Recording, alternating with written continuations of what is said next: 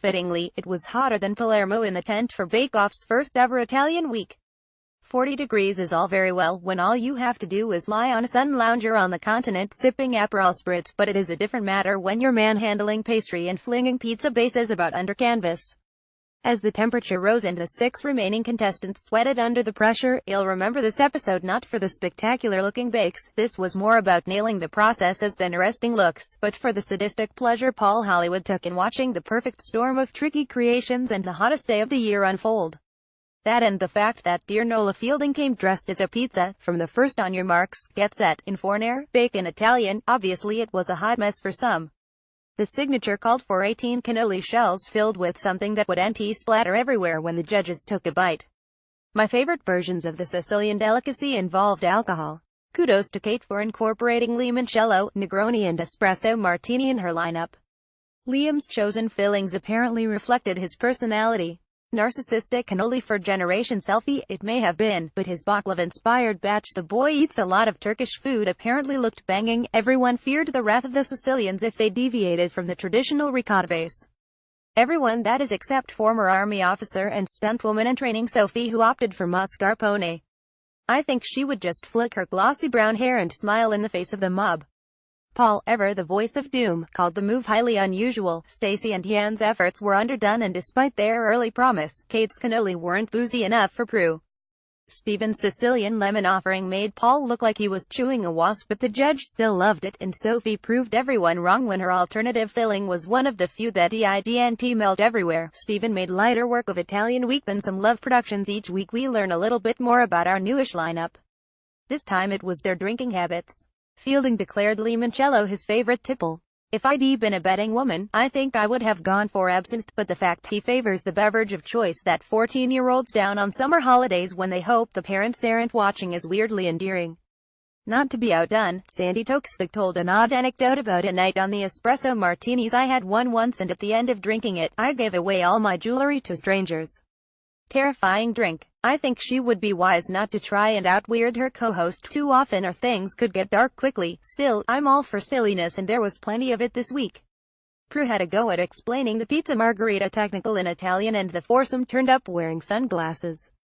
Then it all got briefly serious when Kate said she had chopped the top of her finger off in the fan. I half expected Noel to come out in a paramedic uniform. There is something rather Mr. Benish about him, after all. Luckily it only required the small blue plaster treatment before everyone got on with their tomato sauce. There was a communal fear of tossing the bases, but it was getting the pizza from the worktop to the oven that proved trickier. It was not Kate's day and hers concerted. Jan had undercooked her effort again, and Stephen, who I suspect underplayed his Italian roots, was the eventual winner at the Gingham Atler. Fielding is also proving to be a master of saying what everyone is thinking, without any malice.